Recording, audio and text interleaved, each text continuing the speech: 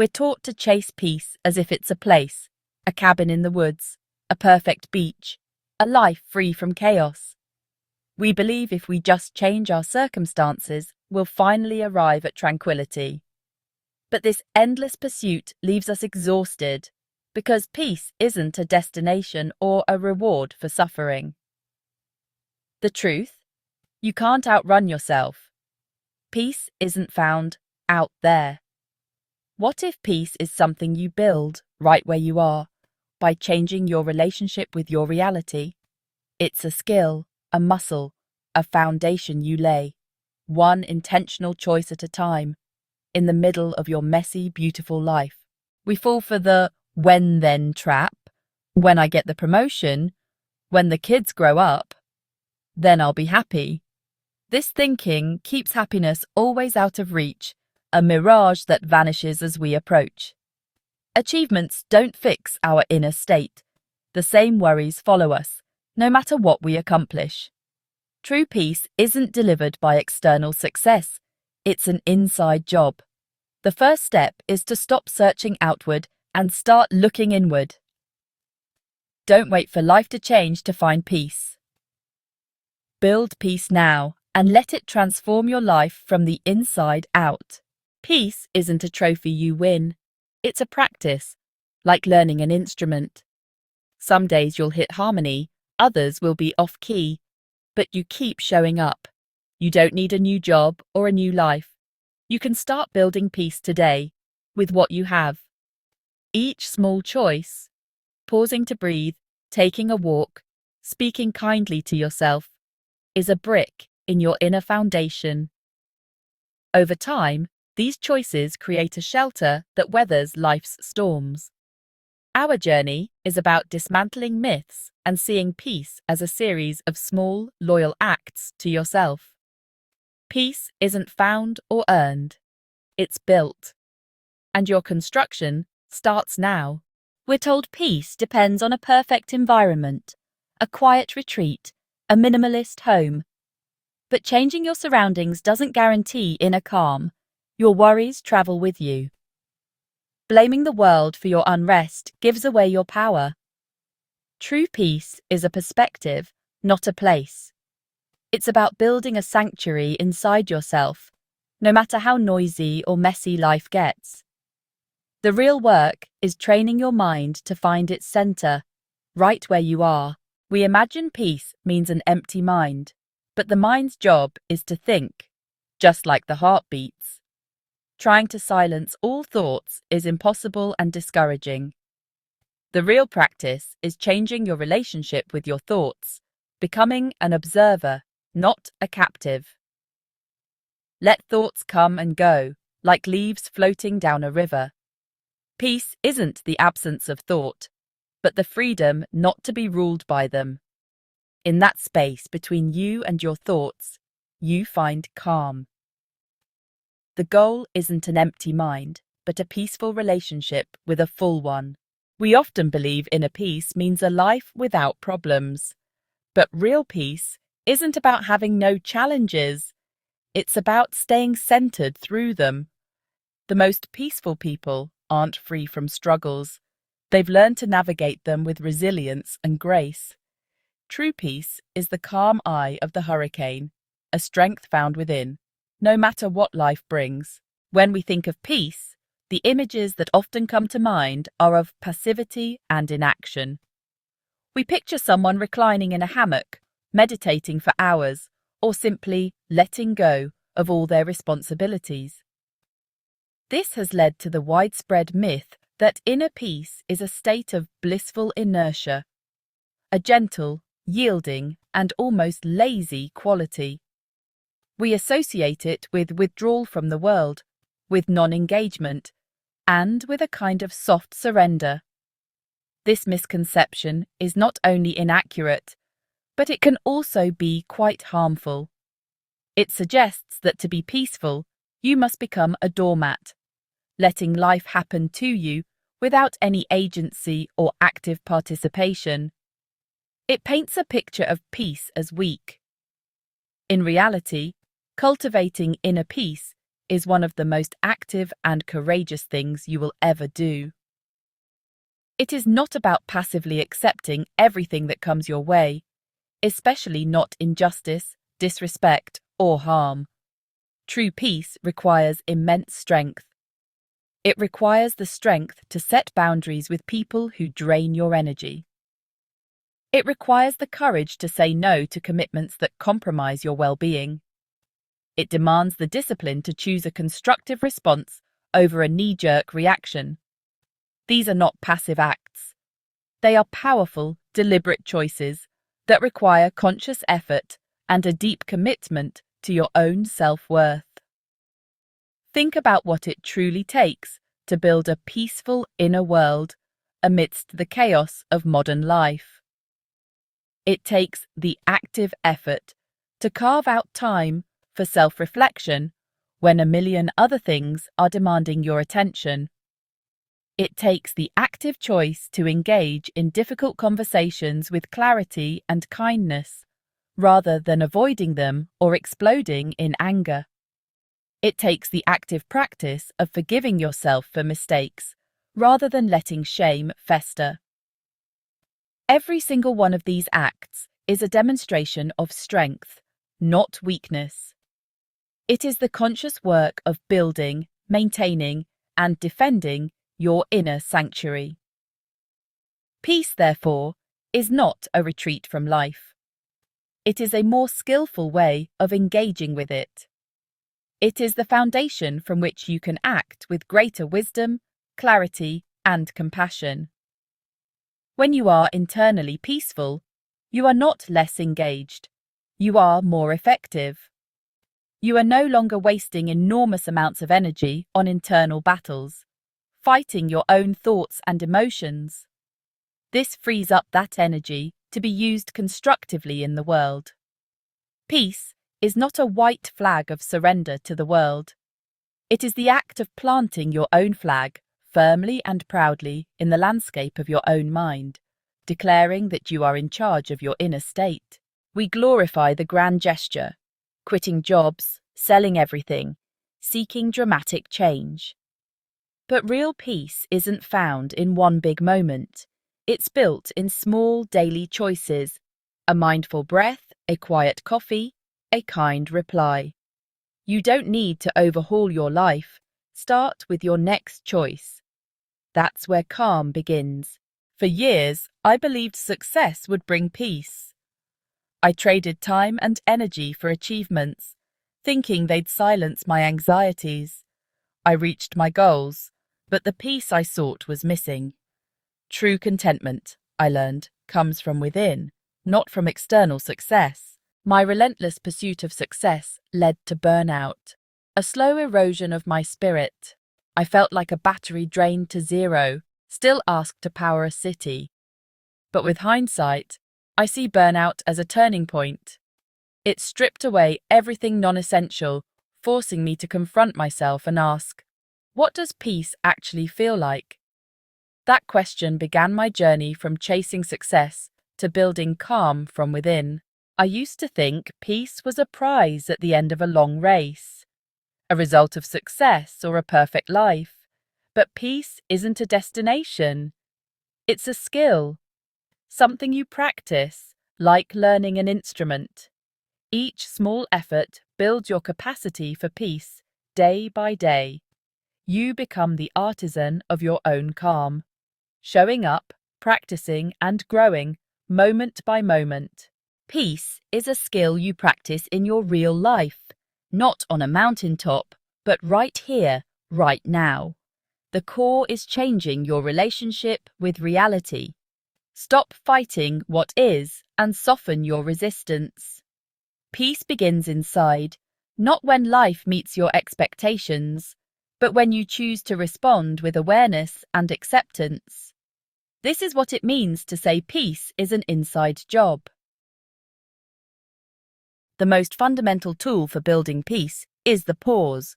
In our fast-paced world, we often react instantly. An email, a comment, a surge of emotion. But when you pause, even for a breath, you reclaim your power. Each pause is an act of self-respect, a moment to choose your response. Over time, these small pauses create space for clarity, peace, and choice. Building peace requires self-awareness, but honestly, many of us are strangers to our own inner lives. We spend more time checking our social media feeds than actually checking in with ourselves. The daily check-in is a simple yet profound practice. It's about carving out a few protected minutes each day to have a quiet conversation with yourself. It's a moment to turn your attention inward and gently ask, "How am I, really?" This isn't about deep psychoanalysis or solving all your problems. It is simply about bearing witness to your own experience without judgment. It's about creating a regular appointment with the most important person in your life, you. You can do this at any time of day that works for you. Perhaps it's in the morning with your first cup of tea, before the world's demands rush in. Or maybe it's during your lunch break, or just before you go to sleep. The timing is less important than the consistency. During this check-in, you might ask yourself a few gentle, open-ended questions. What emotions are present in me right now? Where do I feel this in my body? What thought patterns have been on repeat today? The goal is not to fix anything you find, but simply to notice, to acknowledge, to let yourself be seen by yourself. One of the most powerful questions you can ask during this check-in is this: is this thought helping or harming my peace? This simple question acts as a filter. It cuts through the noise and complexity of our mental chatter and gets to the heart of what matters. As you reflect on a recurring worry or a critical self-judgment, you can hold it up to this question. Is replaying that argument from yesterday helping my peace? Is worrying about that future event, which I cannot control, harming my peace? This question isn't about trying to force yourself to think only positive thoughts. It's about cultivating discernment. It's about learning to distinguish between productive problem-solving and destructive rumination. This practice of a daily check-in builds a muscle of inner listening. It fosters a relationship of trust and compassion with yourself. When you regularly take the time to listen to your own inner state, you start to notice patterns. You might realize that you always feel anxious after a certain type of meeting, or that your mood dips every afternoon. This awareness is the first step toward making conscious changes. You are no longer stumbling through your days, buffeted by moods and reactions you don't understand. Instead, you are becoming a gentle, attentive guardian of your own well-being, one quiet conversation at a time. Technology often distracts us, but it can also help us build self-awareness if we use it intentionally. Instead of abandoning our devices, we can repurpose them as tools for calm. Simple apps let us track thoughts and moods, tagging them as helping or harming. Over time, technology reveals patterns in our minds, helping us make small, positive changes. Used wisely, our phones become mirrors for self-discovery and intentional living. We often think big changes are needed for new habits, but that's not true. Tiny, mindful moments, like a deep breath or a stretch, can make a big difference. These micro-habits, done daily, gently build a more peaceful life. Practicing the pause shifts you from reactivity to response, choosing how you engage with the world.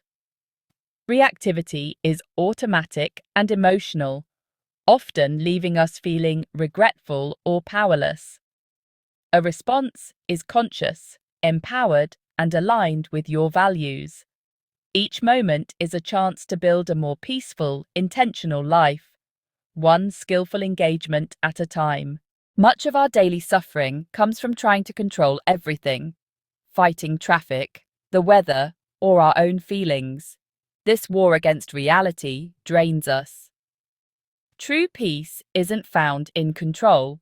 but in acceptance. Acknowledging reality without resistance. When we stop fighting what is, we free up energy to respond skillfully and find calm. Trying to control others, how they think, feel, or act, only drains us and damages our relationships.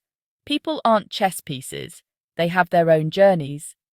True peace comes from letting go, respecting others' choices, and focusing on your own growth.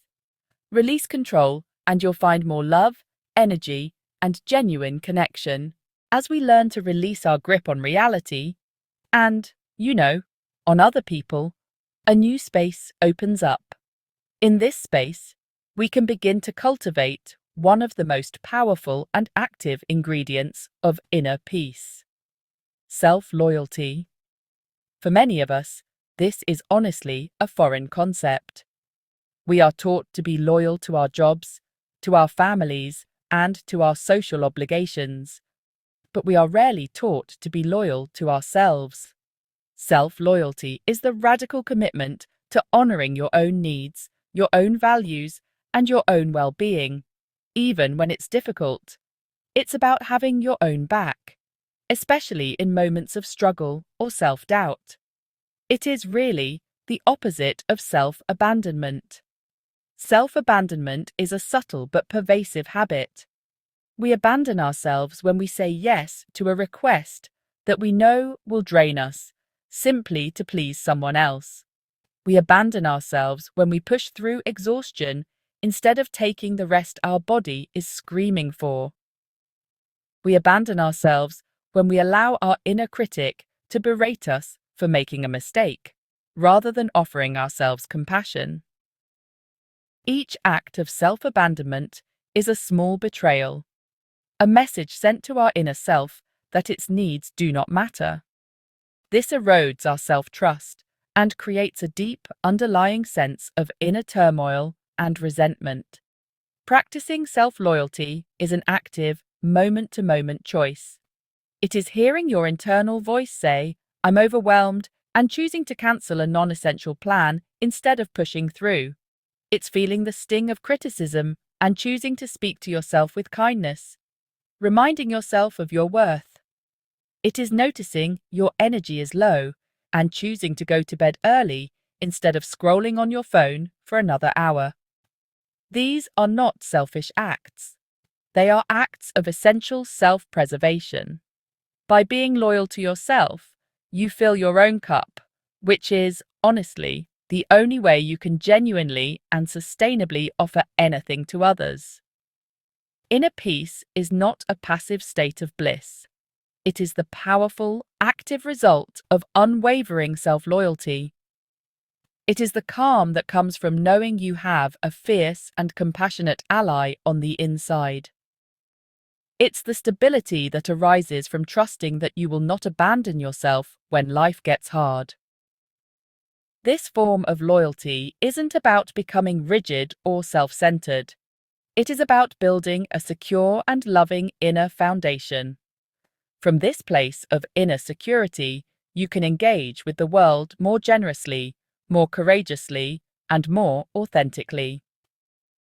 Peace blossoms from the soil of knowing you are, and always will be, on your own side.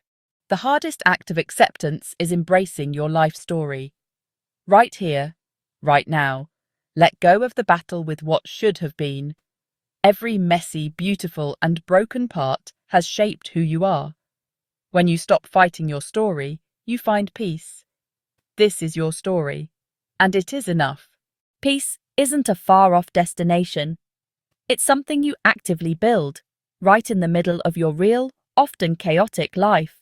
It's not about waiting for perfect circumstances, but making conscious choices, pausing, setting boundaries, and honoring your well-being every day. Peace is a verb, a quiet revolution you choose, moment by moment, in the heart of your own life. You are the architect of your inner world. For too long, we've lived like tenants in our own minds, powerless to circumstance. But you hold the blueprints. With acceptance as your foundation and daily practice as your bricks, you build resilience and peace. Furnish your inner home with self-loyalty and compassion, creating a space of safety, warmth, and belonging, no matter what storms may come. The journey never truly ends. Each day is a new beginning.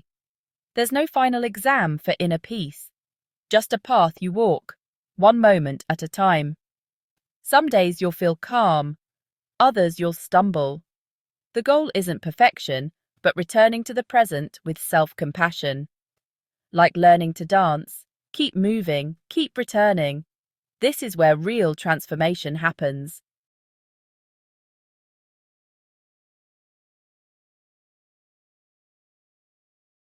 We have covered a great deal of ground. We have deconstructed myths, explored new realities, and outlined practical tools. It can feel like a lot to take in, and you may be wondering, where do I even begin? The answer is simple. You begin right here. You begin right now. You do not need to wait for a quieter moment, for a less stressful day, or for a better version of yourself to arrive. The practice begins in this very moment, with the life you have and the person you are. And it begins with the most fundamental, accessible, and powerful tool you possess, your breath. I want to invite you, right now, to join me in one single, conscious breath. You don't need to close your eyes or change your posture. Just bring your attention to the feeling of the air entering your body. Notice the coolness in your nostrils, the expansion of your chest and belly. And then follow the breath as it leaves your body, noticing the gentle release, the letting go. For the duration of that one breath, you were fully present. You were not lost in the past or anxious about the future. You were here. You interrupted the stream of unconscious thought and created a moment of pure being. That is it. That is the practice. That single breath is a microdose of peace. It is the pause. It is a check-in. It is an act of self-loyalty. It is the cornerstone of your inner sanctuary. Everything we have discussed is an elaboration of the simple power contained within that one conscious breath. If you feel overwhelmed by all the ideas and techniques, just come back to this. Whenever you feel lost, stressed, or disconnected, simply invite yourself to take one conscious breath. This is your anchor. It is your reset button. It is your constant, unwavering companion on this journey. Always available. Always free. Inner peace is not a distant dream. It is not a prize reserved for saints or sages. It is your birthright, and the path to it is paved with the small, ordinary moments of your life. It is an active, courageous, and deeply personal act of loyalty to yourself. It begins now, not later. It begins with this breath and the next and the one after that.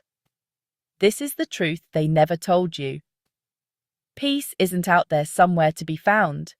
It is in here, waiting patiently to be built by you, one conscious breath at a time. The work is yours. The time is now. Begin.